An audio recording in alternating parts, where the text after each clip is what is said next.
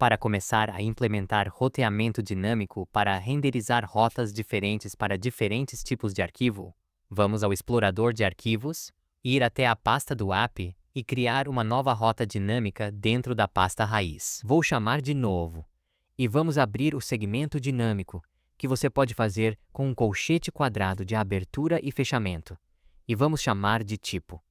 E dentro desse caminho dinâmico, podemos renderizar um novo page tsx. Dentro dele, execute o rafc e estamos apenas retornando a page aqui. Agora, uma pergunta melhor é: como podemos extrair exatamente o tipo da página em que estamos? Agora, se eu for em documentos, você pode ver que simplesmente diz página ainda. Se eu for em imagens, ainda aparece a página mesmo que a URL mude. Então, vamos fazer isso extraindo dos parâmetros. Podemos desestruturar os parâmetros no topo e dizer que é igual a props de parâmetro de busca. Então, podemos dizer que o tipo const é igual a. Agora, nas novas versões do Next.js, você precisa esperar parâmetros. Também, adicione uma string aqui. Assim, nosso TypeScript não reclama.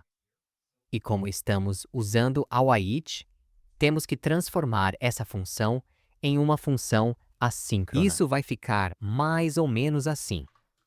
E se não tivermos um tipo, por padrão pode ser uma cadeia vazia. Agora, em vez de renderizar apenas uma página, vamos renderizar um div com nome de classe igual a pageContainer. Dentro dela, vamos renderizar uma nova seção que terá um nome de classe igual a wfull. E dentro dela, podemos renderizar um h1 com o nome da classe igual a h1 e maiúsculo. E aqui, vamos renderizar o tipo. Agora, dá uma olhada nisso. Documentos basicamente dizem documentos. O painel ainda é diferente, porque é só o caminho principal. Tem que ser diferente de todas as outras rotas de tipos. Mas imagens, mídia, outras, podemos alternar entre elas imediatamente. Agora podemos ver os poderes da barra lateral esquerda, como a classe ativa muda com base na URL, e a página também muda. Em palavras simples, acabamos de criar uma rota dinâmica. E uma rota dinâmica é quando o caminho muda com base na URL, em vez de ser estático. Isso é útil quando você quer criar várias páginas que sigam a mesma estrutura, como no nosso caso, onde temos a mesma estrutura para vídeo, áudio, outras, imagens e assim por diante, pelo menos o layout é o mesmo. Mas no nosso caso, o tipo de arquivo, documento, vídeo, áudio, outros, na verdade mudam e exibem algum tipo diferente de dados. Então, agora, vamos continuar desenvolvendo. Logo abaixo do H1, quero renderizar um div que terá o nome da classe igual à seção total size. E dentro dele, queremos renderizar uma tag p com nome de classe igual ao traço do corpo 1. E logo dentro dele, podemos dizer total e então renderizar um span com nome de classe igual a h5. Isso vai simplesmente renderizar o tamanho total. Mas claro, esse tamanho total tem que vir de algum lugar. Temos que de algum jeito buscá-la. Então, por enquanto, vou simplesmente dizer 0. Vamos consertar o nome dessa classe e guardar isso. Pronto. Total de 0 megabits. Logo abaixo disso, podemos criar uma nova divisão, que vamos usar para organizar. Aqui podemos dar a ela um nome de classe igual a sortContainer. E dentro dele, podemos renderizar uma tag p com nome de classe igual a corpo 1. E tipicamente escondidos, mas em dispositivos pequenos, bloqueio e texto luz de traço 200 dentro dos quais podemos dizer ordenar. E abaixo dele, podemos renderizar um novo componente de ordenação. Então, vamos criar um novo componente dentro da pasta componentes e chamá-lo de sort. tsx, execute rafc e então importa aqui, onde diz ordenar, vindo dos componentes. Se você salvar agora, pode ver um pouco de ordenação por ordenação aqui, mas muito em breve vamos transformar essa ordenação em uma ordenação real que permite ordenar por nome, tamanho do arquivo, tipo e mais. Mas, por enquanto, vamos realmente exibir nossos tipos porque não faz sentido organizá-los se nem conseguimos vê-los. Por esse motivo, vamos abaixo desta seção e vamos tentar renderizar os arquivos dinamicamente. Para isso, primeiro precisamos saber quais arquivos estamos tentando buscar. Em outras palavras, precisamos escrever uma consulta que nos permita buscar os arquivos. Então, vamos para as ações do arquivo e, abaixo do arquivo de upload, agora podemos criar um novo. Exportar const getFiles, que é igual a uma função assíncrona, e podemos começar a criá-la. Dentro dele, podemos acessar a funcionalidade de bancos de dados do Aprite, dizendo cons databases é igual a await admin client assim. E então podemos abrir um bloqueio de tentativa e pegada. Dentro do catch, recebemos o erro e, caso algo dê errado, lidamos com esse erro como um chefe. Então vamos apenas passar o erro e dizer que não conseguiu obter arquivos. Dentro dele, podemos formar a consulta para obter os arquivos. Não todos os arquivos, mas sim arquivos baseados em muitos critérios diferentes. Um deles, e talvez o mais importante, é o usuário que está logado no momento. Então, só precisamos mostrar os arquivos aos quais eles têm acesso. Podemos dizer que const current user é igual a await get current user. E abaixo disso, podemos verificar se não há nenhum usuário atual. Então, se não houver um usuário atual, simplesmente lançamos um novo erro, dizendo algo como usuário não encontrado. Agora que temos o usuário, vamos formar todas as diferentes consultas para consultar nossos arquivos dizendo que const queries é igual a uma chamada do create, função de consultas para as quais podemos passar o usuário atual. Então vamos criar essa nova função auxiliar chamada criar consultas. Podemos fazer isso bem aqui no topo, const crie consultas. Isso aceita um usuário atual e então começa a formar as consultas, o que basicamente equivale a um array de múltiplas consultas diferentes de escrita de aplicativo, como a consulta coming from aprite.org. E dentro dele, um ponto de consulta é igual onde a propriedade do proprietário é igual a um array do ID do ponto de dólar do usuário atual. E então, podemos duplicar isso e verificar se o ID atual está dentro do array do usuário de um arquivo específico. Isso também seria aceitável. Nesse caso, seria o e-mail deles, não o ID do usuário, porque o acesso a esse arquivo foi compartilhado com eles. Então, essa também é uma forma totalmente válida de termos acesso a um arquivo específico. Agora que temos essas consultas, podemos simplesmente devolver as consultas e, mais tarde, podemos estendê-las olhando para busca, ordenação, limites e mais. Mas, por enquanto, estou bem só com essas dúvidas. E o usuário atual será do tipo models.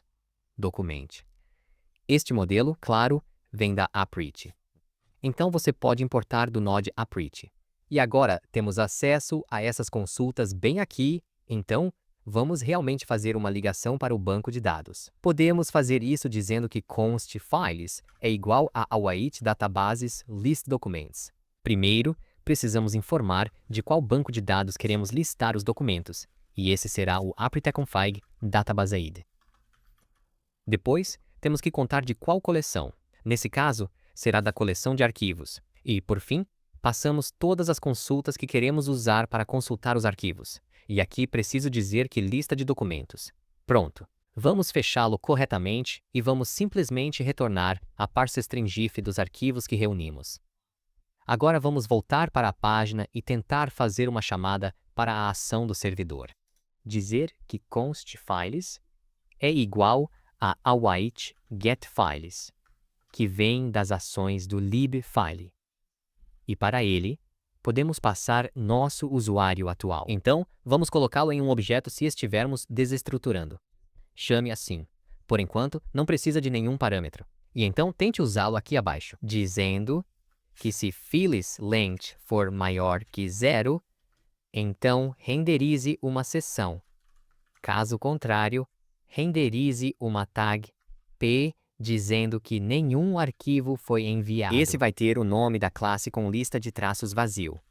E se você fizer isso, recebemos um erro dizendo que uma consulta inválida não pode consultar igual para usuários com atributos porque é um array. Então, se eu voltar para as ações de arquivo, E se olharmos para as consultas que escrevemos, você vai notar que, para os usuários, temos que dizer contains e não igual porque dois arrays nunca podem ser iguais.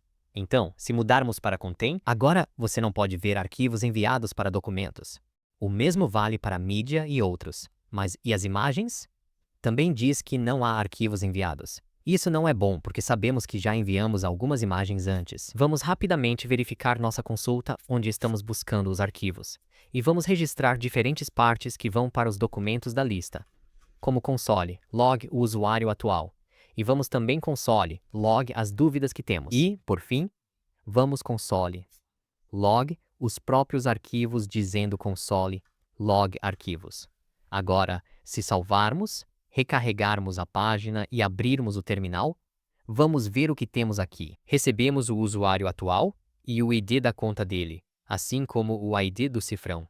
Acho que estamos usando especificamente o ID da conta bem aqui na consulta.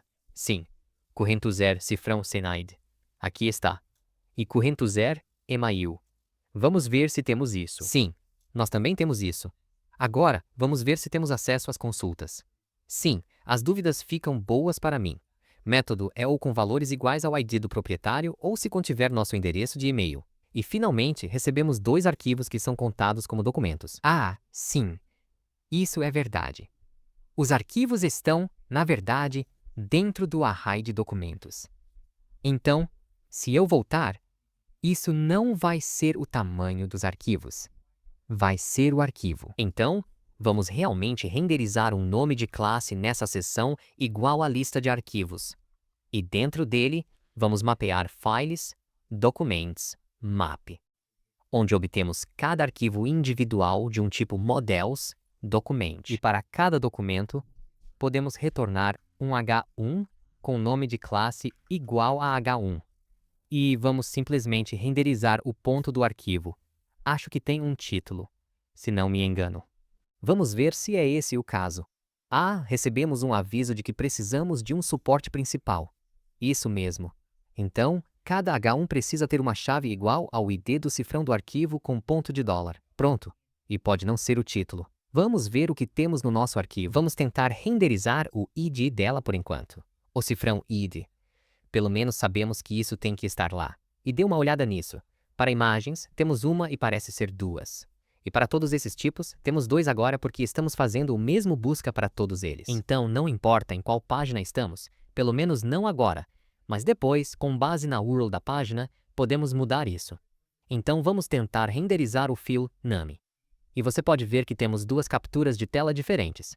Isso é perfeito. Significa que estamos recuperando os documentos com sucesso do banco de dados. Claro, seria muito melhor se pudéssemos mostrar isso como um cartão bonito, dar uma prévia de uma miniatura e permitir que o usuário visse essa imagem. Isso, por si só, não é muito útil. Então vamos criar um novo componente chamado card. TSX, execute o RAFC e vamos importar aqui em vez deste H1. Então, isso agora vai ser um componente de cartão. Certifique-se de dar uma chave igual a file, cifrão ID, e então passar um prop file é igual a file. Agora, dentro desse cartão, podemos acessar todas as propriedades relacionadas a cada arquivo para criar um cartão de arquivo adequado. Vamos desestruturar essas propriedades só para estar onde estávamos. Cada arquivo é do tipo File, Models, Document. Certifique-se de que o modelo vem da Upright. E agora podemos renderizar um file name para cada arquivo. Pronto, temos duas capturas de tela diferentes, mas agora vamos transformar isso em este. Muito mais cartões bonitos para cada tipo diferente de arquivo. Pode ser um vídeo, pode ser áudio, pode ser uma imagem e muito mais. Então vamos fazer isso na próxima aula.